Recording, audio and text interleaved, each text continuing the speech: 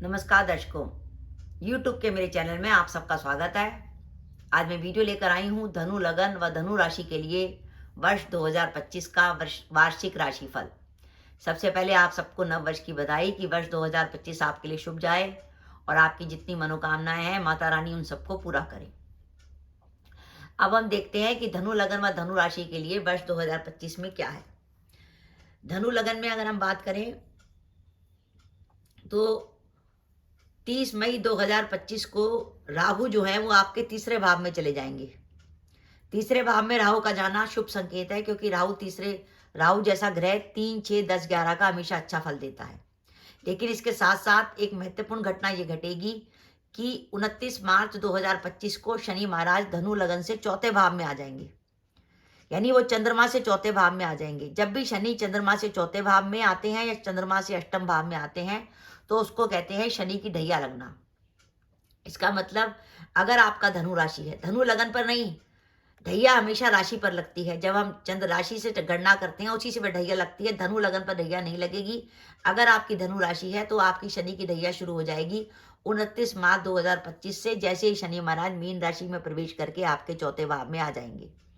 वर्ष का आरंभ होगा तो देवगुरु बृहस्पति छठे भाव में होंगे, वो ज्यादा आपके लिए लाभकारी नहीं है। लेकिन 14 मई 2025 से देवगुरु बृहस्पति आपके सप्तम में चले जाएंगे और वहां पे वो रहेंगे 20 अक्टूबर 2025 तक। तो आपके लिए वर्ष का जो शुभ समय निकल के आता है वो 14 मई 2025 से 20 अक्टूबर 2025 के बीच में है।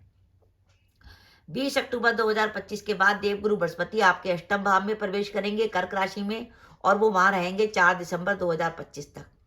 तो ये जो 20 अक्टूबर 2025 से 4 दिसंबर 2025 तक देवगुरु बृहस्पति आपके अष्टम में रहेंगे कर्क राशि में, तब आपको सावधानी रखनी पड़ेगी, क्योंकि उस समय आपका लग्नेश और चतुर्थेश अष्टम में होगा।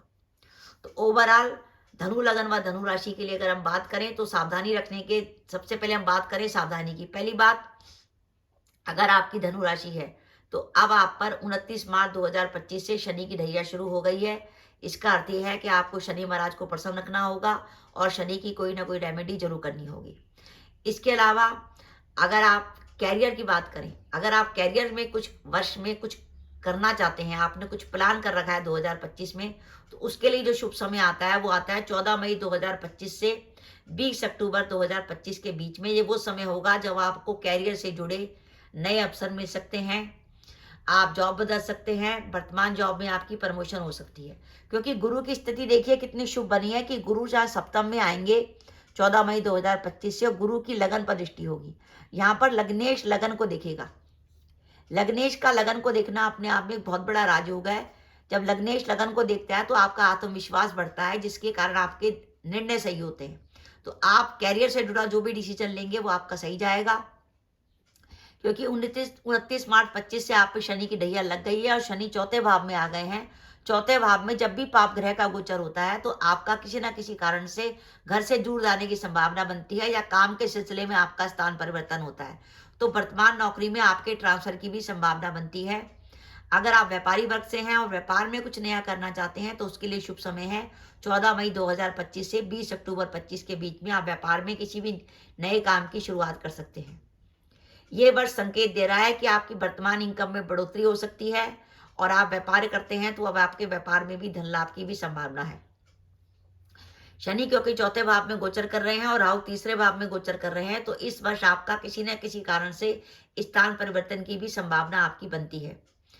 अगर आपका कोई कोर्ट केस चल रहा है और उस कोर्ट केस की डेट 14 मई 25 से 20 अक्टूबर 25 के बीच में आती है तो आप अच्छी स्थिति में रहेंगे। वो कोर्ट केस का निर्णय आपके पक्ष में हो सकता है। लेकिन ध्यान रखिए, अगर उस कोर्ट केस की डेट 1 जनवरी से लेकर 13 मई 25 के बीच में और 20 अक्टूबर 25 से लेकर 4 दिसंबर 25 के बीच में आती है तो आपको कोर्ट केस में सावधानी रखनी पड़ेगी।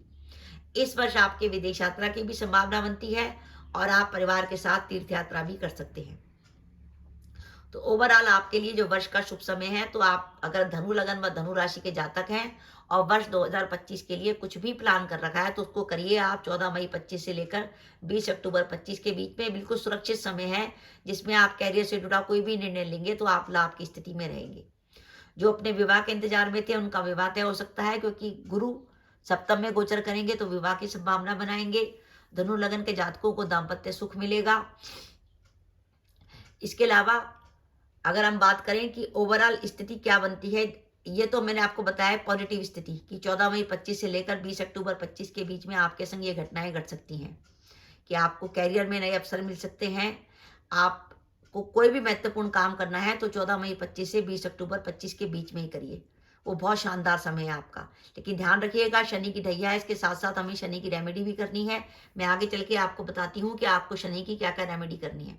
सबसे पहले हम सावधानी की बात करें, जो सावधानी के 2 समय आते हैं, 1 जनवरी से लेकर 13 मई 25 और दूसरा 20 अक्टूबर 25 से लेकर 4 दिसंबर 25। काम में मेहनत अधिक होगी क्योंकि शनि महाराज अब आपके 4थे भाव में गोचर करेंगे और उनकी दृष्टि 10वें भाव पर होगी। शनि जैसा ग्रह जो है मेहनत कराता है, तो आप देखेंगे कि जब तक शनि की ढैया रहेगी आपके काम में मेहनत होगी। और क्योंकि शनि की ढैया 4थे भाव में लग रही है, माता के स्वास्थ्य को लेकर चिंता हो सकती है। अगर आपकी माता जी का स्वास्थ्य खराब चल रहा है तो विशेष रूप से ध्यान रखिएगा। अगर आप प्रॉपर्टी से जुड़ा कोई काम कर रहे हैं या प्रॉपर्टी डीलिंग करते हैं या भूमि से जुड़ा कोई सौदा करना चाहते हैं तो ध्यान रखिए, भूमि से जुड़े सौदे में विवाद हो सकता है। स्वास्थ्य का ध्यान रखिएगा, अपना स्वास्थ्य का ध्यान रखिएगा। स्वास्थ्य से जुड़ी कोई समस्या आपको परेशान कर सकती है क्योंकि यहाँ पे शनि की दृष्टि आपके लगन पर होगी और 20 अक्टूबर से लेकर 4 दिसंबर 25 के बीच में आपका लग्नेश गुरु अष्टम में चला जाएगा। वो भी स्वास्थ्य के लिए शुभ संकेत नहीं है, लग्नेश का अष्टम में जाना। इस वर्ष आपको संतान से जुड़ी चिंता परेशान कर सकती है और जो गर्भवती महिलाएं हैं वो अपना विशेष रूप से ध्यान रखें स्वास्थ्य का, क्योंकि केतु भाग्य भाव में गोचर कर रहे हैं और उनकी दृष्टि 5वें भाव पर है। और इस वर्ष पिता के स्वास्थ्य को लेकर भी चिंता हो सकती है क्योंकि शनि महाराज की दृष्टि आपके 10वें भाव पर भी पड़ेगी और वो पिता के भाव 9वें भाव से अष्टम में गोचर करेंगे। तो माता पिता दोनों के स्वास्थ्य का ध्यान रखना है आपको इस वर्ष। माता जी के भी स्वास्थ्य का ध्यान रखना है, पिताजी के स्वास्थ्य का ध्यान रखना है, क्योंकि शनि की ढैया ना माता जी के लिए सही है ना पिताजी के लिए सही है।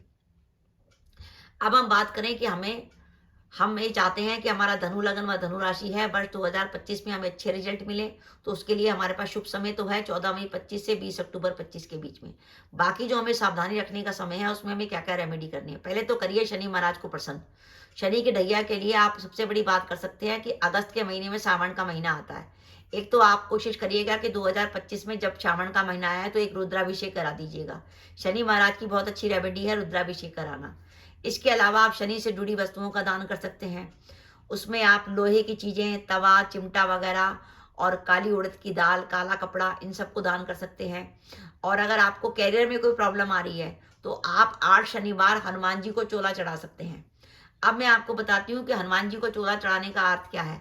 हनुमान जी को चोला ऐसे चढ़ाया जाता है कि आपको हनुमान जी के मंदिर में जाना है, सिंदूर लेकर, चमेली का तेल लेकर, चांदी का वर्क लेकर, 5 मोतीचूर के लड्डू लेकर और पान लेके जाने हैं आपको। आप मंदिर जाएंगे, पुजारी जो है वो सिंदूर में चमेली का तेल मिला देगा और उसका लेप जो है हनुमान जी की मूर्ति पर कर देगा। जब चमेली के तेल से जुड़े सिंदूर का लेप हनुमान जी की मूर्ति पे कर दिया जाएगा तो उसे कहते हैं कि हमने हनुमान जी को चोला पर चढ़ा दिया, यानी वस्त्र धारण करा दिए। उसके बाद उन पे पान की माला डाला जा सकती है, पान अर्पित किए जा सकते हैं, मोतीचूर के लड्डू चढ़ाए जा सकते हैं और उस हनुमान जी के चोले पर चांदी का बरक भी लगेगा। तो इस तरीके से अगर आपको कैरियर से जुड़ी इस वर्ष में कोई भी प्रॉब्लम आती है तो आप 8 शनिवार लगातार हनुमान जी को चोला चढ़ाइए। पर ध्यान रखिए जब हनुमान जी को चोला चढ़े आप स्वयं उपस्थित हो। ये नहीं कि आपने फोन पर पंडित से कह दिया कि मेरा चोला चढ़ा देना, नहीं, आप स्वयं उपस्थित होइएगा और चोले के बाद हनुमान जी का सिंदूर अपने हाथ में ग्रहण करिएगा।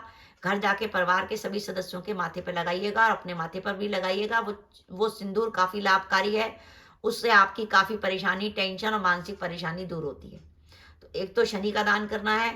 दूसरा, जो विद्यार्थी हैं उनको अगर पढ़ाई में कुछ प्रॉब्लम आती है, क्योंकि केतु की दृष्टि अब की बार 5वें भाव पर रहेगी, तो आप केतु से जुड़ा दान कर सकते हैं। केतु के लिए आप बुधवार को गणेश जी के मंदिर में कम्बल का दान कर सकते हैं, कुत्ते को रोटी खिला सकते हैं और आप चाहें तो 4 नीम के पेड़ भी लगा सकते हैं। इसके अलावा ध्यान रखिएगा, अगर आपको लगे कि 1 जनवरी से लेकर 13 मई 25 के बीच में कुछ परेशानी आ रही है तो आप पीली वस्तु का दान करके गुरु की रेमेडी कर सकते हैं। पीली की वस्तुओं में चने की दाल, हल्दी वगैरह दान कर सकते हैं, तो उससे आपकी गुरु की रेमेडी दूर हो जाएगी। गुरु की रेमेडी हो जाएगी और गुरु के कष्ट आपके काफ़ी हद तक कम हो जाएंगे। रेमेडी जरूर करिएगा जिसके कारण आपको वर्ष में प्रॉब्लम कम आए। और ओवरऑल वर्ष एक ऐसा समय है कि शनि की डैया होने के बावजूद, क्योंकि राहु तीसरे भाव में बैठे हैं, वो आपके पराक्रम को बढ़ाएंगे। और 14 मई से गुरु आपके लगन को देखेंगे, जिसके कारण बढ़ेगा आपका self confidence. Self confidence life में एक ऐसी चीज है कि जो आपको कैसी भी विपरीत परिस्थिति हो आपको बाहर निकाल सकता है। तो इसलिए अगर आप धनु लगन व धनु राशि के जातक हैं और वर्ष 2025 के लिए कुछ भी प्लान किया है आपने, तो उसको करने का समय है 14 मई 25 से लेकर 20 अक्टूबर 25 के बीच में। आप जॉब बदल सकते हैं, व्यापार में कोई नया काम शुरू कर सकते हैं, अगर आपको विदेश जाना है विदेश जा सकते हैं, किसी कारणवश स्थान परिवर्तन करना है तो स्थान परिवर्तन कर सकते हैं। अपनी हेल्थ का ध्यान रखिएगा क्योंकि 20 अक्टूबर 25 से 4 दिसंबर 25 के बीच में आपके लग्नेश गुरु अष्टम में रहेंगे। तो दर्शकों, ये मेरा वीडियो था कि धनु लगन व धनु राशि के लिए वर्ष 2025 कैसा जाने वाला है। आपको पुनः नव वर्ष की बधाई। इसके साथ ही मैं वीडियो समाप्त करती हूँ। अगर आप मेरे चैनल पर पहली बार आए हैं और आपने मेरे चैनल को अभी तक सब्सक्राइब नहीं किया तो कृपया मेरा चैनल सब्सक्राइब कर दें, साथ ही बेल आइकन को भी दबा दें, जिससे जब भी मैं अपने वीडियो अपलोड करूँ उसके नोटिफिकेशन आपको मिल जाए और आप मेरा वीडियो देख सकें।